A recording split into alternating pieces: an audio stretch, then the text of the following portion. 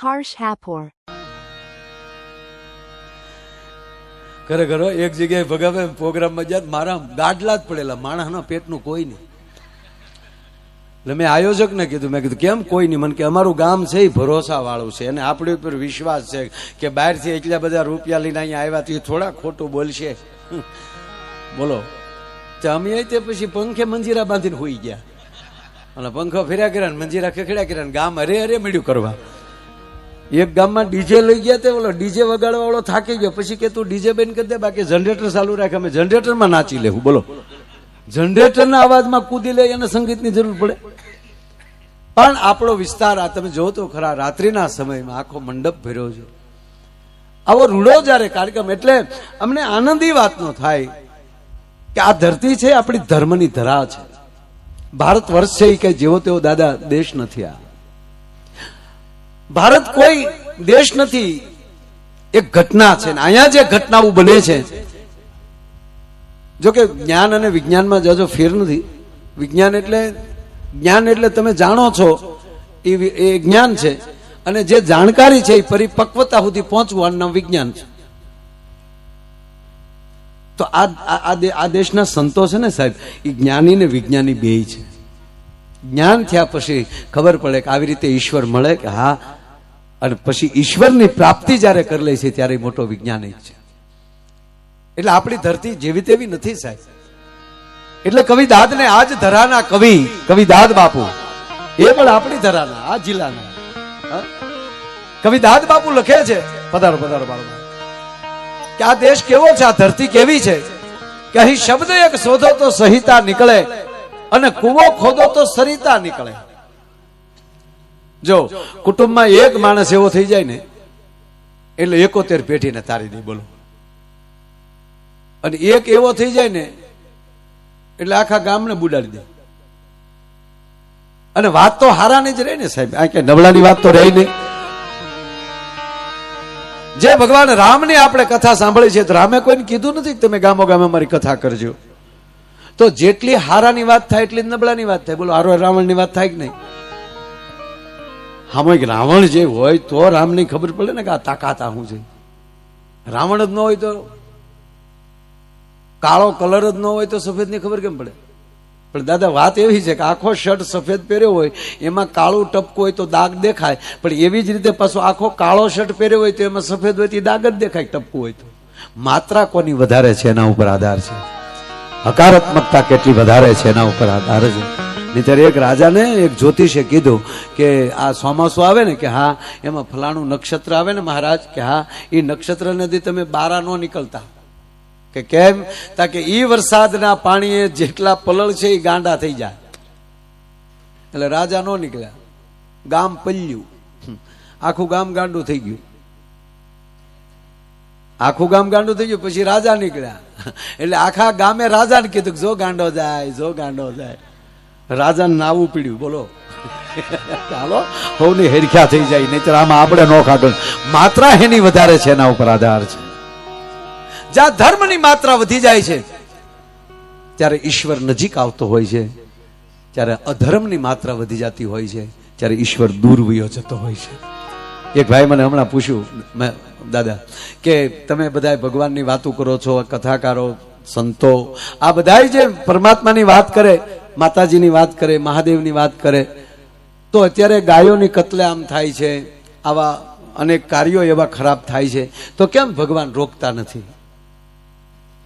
એટલે મેં એને ટૂંકો જવાબ આપ્યો કે તમે માની લો શિક્ષક છો, તમારો વાલો વિદ્યાર્થી, જો બધા વિદ્યાર્થી વાલા પણ અમુક નજીકથી વાલો હોય, એ વાલો વિદ્યાર્થી હોય અને એ પરીક્ષા આપી રહ્યો હોય અને તમારા શિક્ષક છે એ સુપરવાઇઝિંગ કરી રહ્યા હોય, ઓલો પેપર લખતો હોય, ઓલો સુપરવાઇઝર તરીકે ઉપર આટા મારતા હોય, તો એના વાલા વિદ્યાર્થી પણ હોય અને એ આ ઉપર જોતા જોતા લખતા હોય, જોતા હોય આ પેપર શું લખે.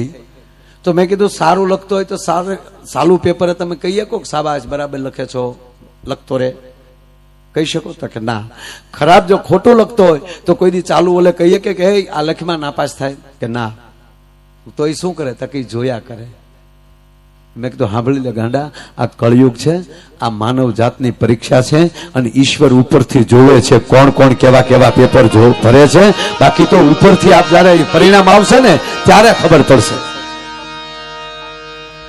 જો આપણે એક માન્યતા છે ને બધા કે સ્ત્રી ને પુરુષ આમ તો જો કે જોડ પહેલેથી હાલી આવે, હાવણો હાવણી, કળશો ટબુડી, ઘડો ગાગર આવે ને ઠેઠલી, સમસો સમસી, સમસો સમસો છે, દાળ ભાતમાં બધામાં હાલ્યો જાય. સમસો આ જોડ છે. હાવણો હાવણી એ જોવા જેવા. બોલો,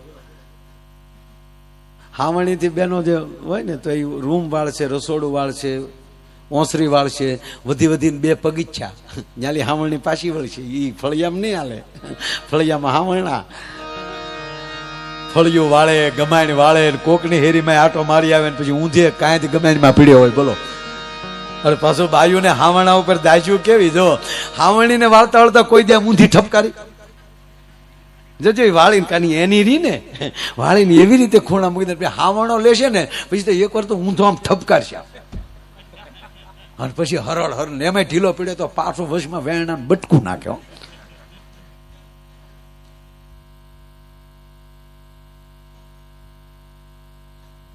અને ના બધે જો તમે આ સંતો છે એ ભક્તિ એનું ઘરેણું છે. આપણે પુરુષ ભલે ગમે એવડા હોય સાહેબ, પણ આપણો આધાર તો આપણા ખોરડે માં ભગવતી બેઠી જ ને. રામેશ્વર દાસ બાપુ પધાર્યા છે, રામેશ્વર બાપુ હરિયાણી આવેલા છે, તાળીના ગળાથી આપણે બધા આવ્યા. બાપુ પધારો પધારો. અહીંયા ખૂબ મહાપુરુષો આવે છે, કારણ કે આ સૌદ ગામનું પરગણું છે અને શરણભાઈ સોલંકી આવું સરસ પોતે યજમાન પદ એમને પ્રાપ્ત થયું છે અને આ 2 જિલ્લાની બોર્ડર છે. હવે હું જ્યાં પહોંચ્યો તો ત્યાં ચાલુ કરું ભગાભાઈ. હું તો તમને હવાણ જ કરાવવાનો છું, મારામાં કઈ જ્ઞાનનો સાટો છે નહીં. જ્ઞાન જેટલું લેવું હોય ને એ આ સારી કથાઓમાં લેવાય. અમારા કલાકારો તો અમે તમને મનોરંજન. જો મંદિર ગમે એવડું હોય, ભગવાન ગમે એવડા અંદર બેઠા, પણ મંદિરની બહાર જે ડિઝાઇન પૂતળા હરખા ન હોય ને તો મંદિરમાં શોભના. અમે મંદિરના પૂતળા છે, તમને આનંદ કરાવવા આવ્યા છીએ. એટલે વાત એ કરતો કે કોઈ પણ વસ્તુ સિંગલ ન હોય. સંતોની ભક્તિ એ એનું ઘરેણું છે. સંસારી માણસ છે આપણે ગમે એવડા હોય, પણ જો ઘરના જ વ્યવસ્થિત ન હોય તો તમે શું કરજો. એક ભાઈ ફોન કર્યો એની પત્નીને, 5 મહેમાન લઈને આવું છું, રસોઈ તૈયાર રાખજો. તો સામેલી ઝીણા અવાજમાં જવાબ આવ્યો, એ સુવિધા આપકે ટેલિફોન में उपलब्ध नहीं है, લઈ ચાલે. તો જે આ મૂળ વાત એ છે કે પાયામાં આ દેશની જગદંબા છે.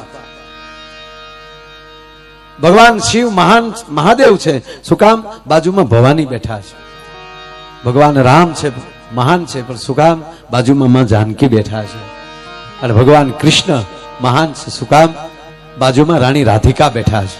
જો કૃષ્ણના જીવનમાં રાધા ન હોય તો કૃષ્ણ આધા હોય. એટલે આ બધી જોડ હોય, પણ કઈ બધે હરખું ન હોય. મેં ન કીધું, આને કીધું ફોનમાં કે બીજે જમાડતા હોય, બધે ન હોય. ક્યાંક ક્યાંક તો એમાં શહેરમાં તો પાણી મગાવે તો એમ કે ઉભેરો એડવર્ટાઈઝ આવવા ગયો, કારણ કે સિરિયલ જોતા હોય એટલે એડવર્ટાઈઝની વાટે મહેમાનને બેહવું પડે. બોલો, અને એમાં અડધાને તો બાપુ મોબાઈલે મારી નાખ્યા. હાવ જ્યાં જાવ ને આમ જ ક્યાંક ગયા, આમ જ કરતા.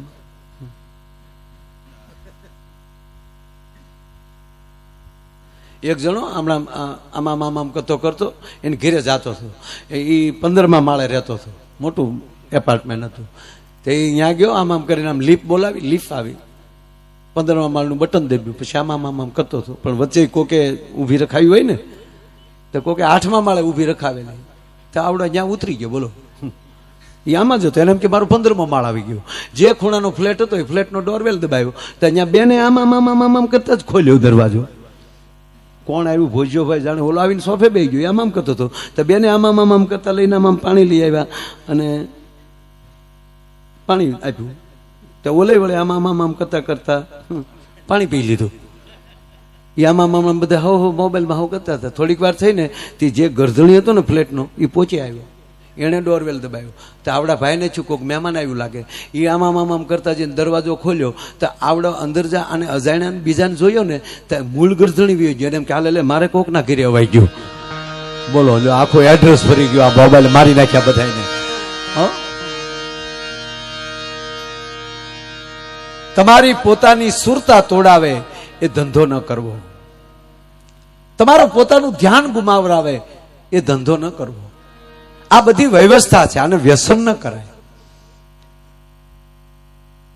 મારો બને એટલો બાપુ લગભગ મોબાઈલ બંધ હોય. શું કામ? મારે જેનું કામ હોય ને ફોન કરી લો ને પછી બંધ કરી દો. જેને પ્રોગ્રામ કરવો છે એ ભગાભાઈ જેવા નહીં કહે કંઈક ગોતો ને આને. અને હકીકત છે, અમે ત્યાં પ્રોગ્રામ કરતા પેલા તો ટેલિફોન નહોતા મારી પાસે, મોબાઈલ તો પછી આવ્યા. તોય માણસ ગાડીઓ લઈને ત્યાં ન આવતા તેડવા. આપણે કે અમારથી નહીં હોય, અમારી પાસે ગાડી નથી તો અમારી ગાડી આવશે. અને પાછા એની ગાડીમાં લઈ જાય. પછી હવારે મારો બાપા એ કે કોઈ નહીં, બસ સ્ટેન્ડે બેઠા હોય આપણા. એ હવાર પડી જાય ને પછી જે અમે બસની વાટે બેઠા હોય અને જેને રાતે પ્રોગ્રામમાં જોયા હોય ને એ આપણે આમણામ બેઠા હોય, એ કેવા લાગતા હોય છે. તો વળી ત્રાહ હોય કે હા જે હતા ઈવડાયું છે, જાણે કેમ ગામ ભાગવા આવ્યા હોય. મૂળ વાત એ છે કે જીવન આ કથાઓ કરવાનું કારણ શું? કે કારણ એટલું જ આપણે ભગવાન રામને રામ શું કામ કહે છે? એ ભગવાન શું કામ રાવણને માર્યો એટલે ના. ભગવાન રામની કથા આપણને એ શીખવે છે કે આપણામાં સંપૂર્ણ તાકાત હોય છે. પૃથ્વીના ગોળા ઉપર કોઈ એવો જન્મેલો કે 31 બાણ ચડાવી શકે, અને એવડી તાકાત હોવા છતાં અતિ ભૂલ કરી રાવણે કે ભગવાન રામના ઘરમાં હાથ નાખ્યો. છતાં ભગવાન રામે ઉતાવળ નથી કર્યો સાહેબ. છતાંય સમાધાનની વાત કરતો હોય ને એને રામની નજીક જઈ શકે. તમામ તાકાત હોય છતાં ક્ષમા દેવાની તાકાત હોય એને પ્રભુ રામ કહેવાય. કૃષ્ણ એટલે હાથમાં સુદર્શન ચક્ર લઈ લે તો બ્રહ્માંડનો ગોળો તોડી નાખવાની જેનામાં તાકાત, છતાં શિશુપાલની હોહો ગાળ્યું સહન કરવાની તાકાત રાખે ને એ કૃષ્ણની નજીક જઈ શકે. ભલા માણસ જેની અંદર ક્ષમા હોય. બે કોથળી પીને રોડે સડી જાય ને પછી કે હોય આવજો રેવા દે ખટારા ચોટામાં આવી જાય.